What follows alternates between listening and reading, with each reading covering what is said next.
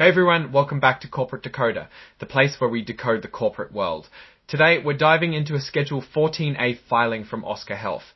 And no, that's not about an award-winning movie, although their financial performance might just deserve one. We're talking about their proxy statement, which is basically a report card and instruction manual all rolled into one, especially important if you own stock in the company. First off, Oscar Health is having their annual stockholders meeting on June 4, 2025. And this document tells you what's on the agenda and how to vote, even from your couch. They're asking stockholders to re-elect their board of directors, give a thumbs up to their accounting firm, and weigh in on how well their top executives are getting paid. It's all about corporate governance, and we're here to break it down.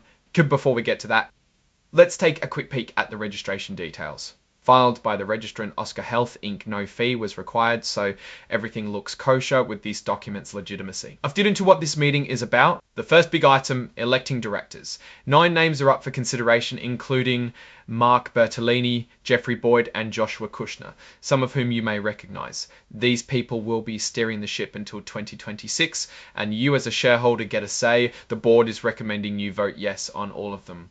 Next, it's time to ratify the auditors. The board wants PricewaterhouseCoopers LE to keep crunching their numbers for the fiscal year. Board is also recommending a yes vote. And the last big thing for stockholders to weigh in on is executive pay. This is the say on pay vote where you get to give your opinion on whether the top dogs are getting paid fairly. It's non-binding, so they don't have to listen, but it's a good way to send a message. Again, the board is saying vote yes, Ecthian, but how do you actually do all this? Good question. You can vote by internet, phone, or mail if you got a proxy card. The internet and phone options close on June 3rd, so don't wait. And yes, you can change your vote if you change your mind, or who are these people we're voting on. Let's quickly introduce some of the key players. Mark Bertolini is the CEO, Mario Schlosser is the President of Technology, and Joshua Kushner is the co-founder and vice chair. These are the folks at the top, and this report is all about their roles and responsibilities. Art, the board's got the top, and this report is all about their roles and responsibilities. Ting Videos, Waki wanted to be going through how to read an annual report, or the top. And this report is all about their roles and responsibilities. A team board's got some strong opinions. They want you to vote for their director picks, for ratifying the accounting firm, and or approving the executive pay. They're making their recommendations clear. Now let's talk about corporate governance.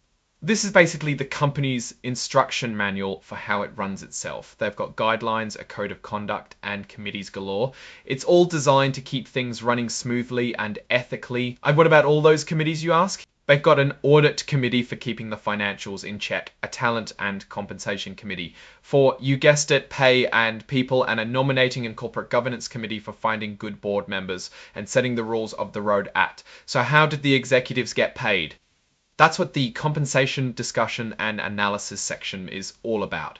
Turns out a big chunk of their pay is tied to how well the company performs financially. If the company does well, they get paid well. That's the idea anyway. Let's get into some key numbers. In 2024, they were celebrating some milestones. Total revenue jumped way up, around 57% year over year, reaching $9.2 billion. They actually managed to get into the profit zone with a net income of $25.4 million, a massive improvement from the year before when they lost $270 million. Finally, their adjusted EBITDA hit almost $200 million before when they lost $270 million. Finally, their adjusted EBITDA hit almost $200 million before. It's also worth noting what they don't do. No guaranteed equity, minimal perks, and no hedging or pledging of stock. They also do not include single trigger cash payments or benefits upon a change in control, and provide any excise tax gross ups. All sounds like strong corporate governance, and so Tani Dafyo. It's a mix of base salary, annual cash incentives, and long-term equity incentives. The cash and stock incentives are tied to company performance. So if they do well, the executives benefit. Let's look at the financial auditor report. The company relied on PricewaterhouseCoopers LLP $7 for the audit itself, which cost $6.7 million. The sum was also for tax services for $587K. As also important are related person transactions. It turns out Oscar Health CEO Mark Bertolini had a relationship with Sanford Health. One of Oscar Health's board members, William Gasson III, is the CEO of Sanford Health. It sounds like they are being upfront and transparent about transactions between the company's executive officer. The company has a policy about insider trading, so the director is forbidden from using any inside information to profit by trading company stock. The directors are also forbidden to hedge their stock by betting against themselves. So what's the story here? Oscar Health seems to be turning a corner. They're showing strong revenue growth, improving their financial controls, and tying executive pay to performance. There's also potential risk associated with related party transactions. On the flip side, they're still navigating a complex and competitive healthcare market.